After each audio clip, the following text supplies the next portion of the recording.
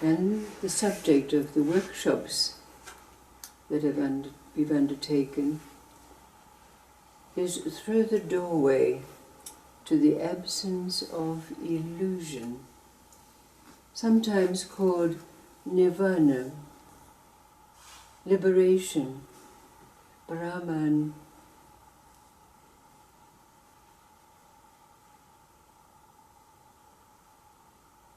There is a story that's already been shared once before, and it's told in the first person, so that makes it my story, and perhaps it's your story too.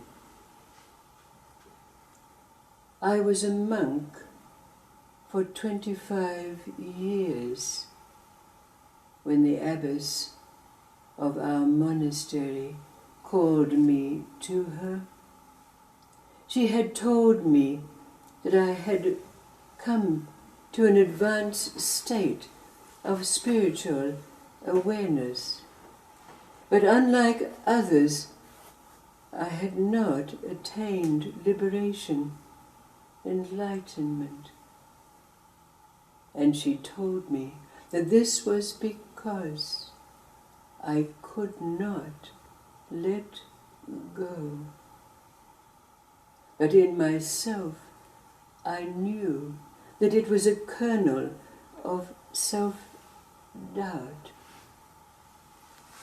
And she told me that I had no recourse now. There was nowhere else for me to go but to enter the room in the monastery, whose entry was through a red door. It was called the Abyss. No one before me had entered this room, although the Abbess herself knew the secret of that room. I was excited. I was joyful at last. Liberation was there before me, a possibility after all these years of discipline, practice, striving. But she told me that once I entered this door, there was no turning back. But she advised me that when I entered this doorway, I should walk across the room to the door on the other side, similar to the entry door into that room, called the Abyss. She led me down the stairs to the basement.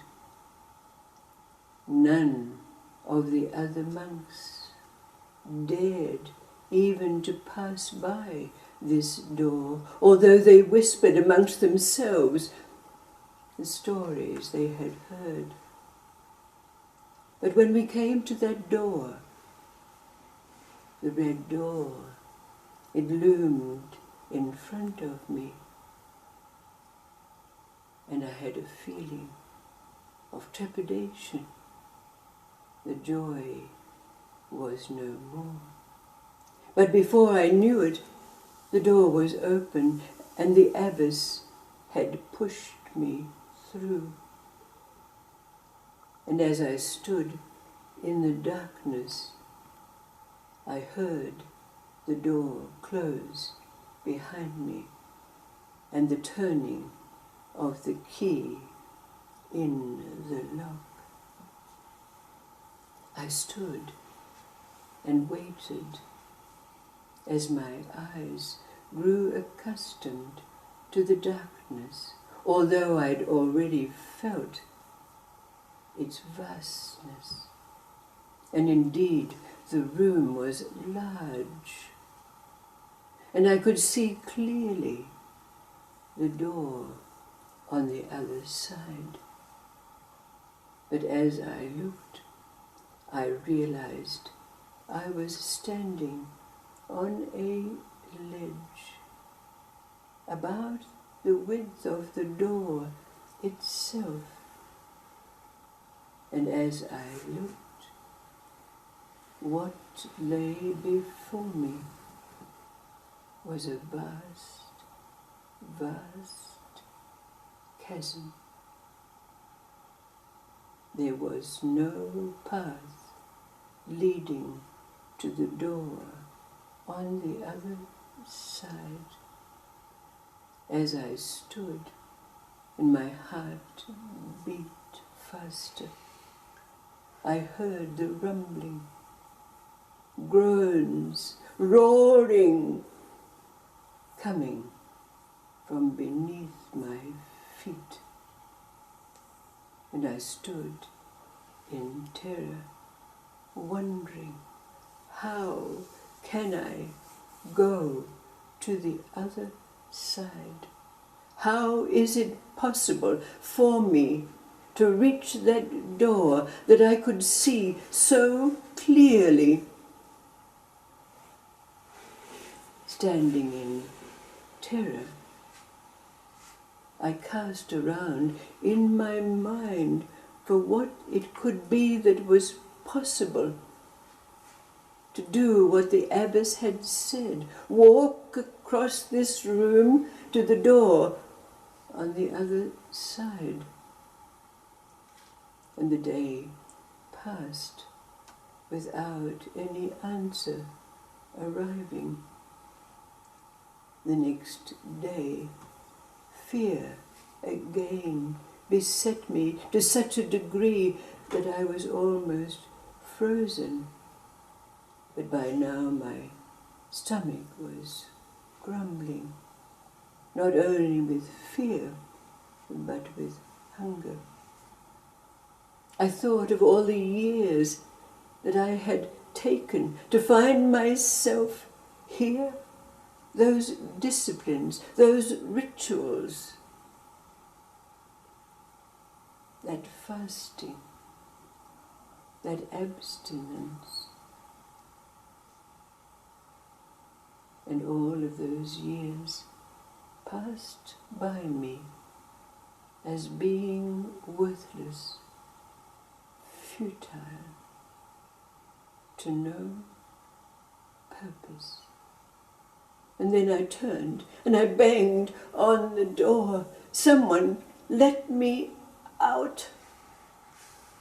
But no one came. And I knew, as the abbess had said, that once entering that room, I could not turn back. So I began to weep. I wept for the loss of hope, when lay before me an abyss with seeming roaring flames leaping out at me. But then my tears left me, and I realized there was nothing I could do but step out into that chasm. But it took me another day to even allow my foot to reach out into that place where, to my senses, there was only emptiness, filled with the sounds that fear brings. But I did. I stepped out, and there, under my foot, was solidness. But it took me another day before I could even have the courage to bring my other foot forward and step out once again. But with each step I took, the path appeared to me. With each step I took, the path appeared before me, and I crossed that vastness to find myself in front of the door on the other side of what was called the abyss.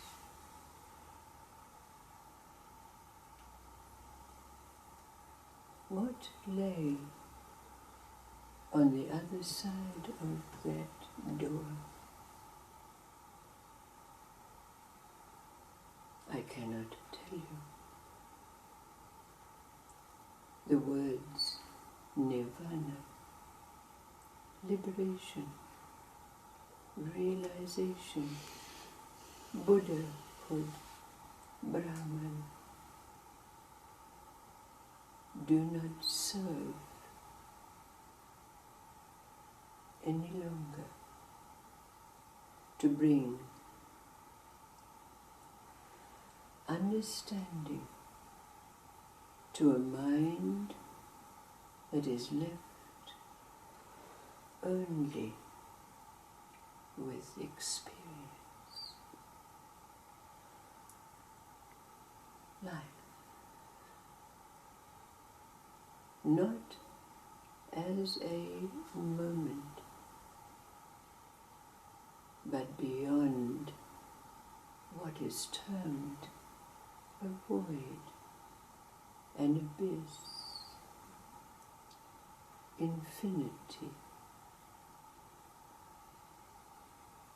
immortality.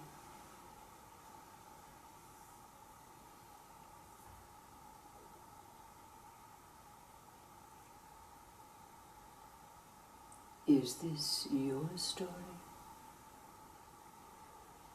Do you still stand before the red door, afraid to step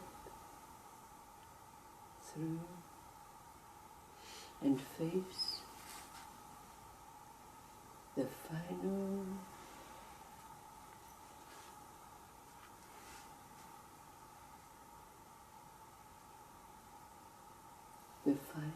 steps to that which all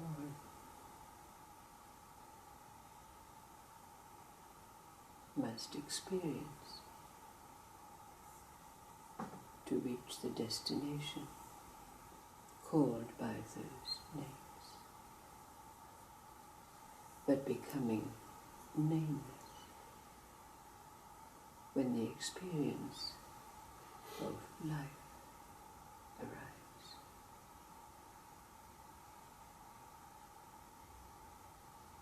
Is this your story?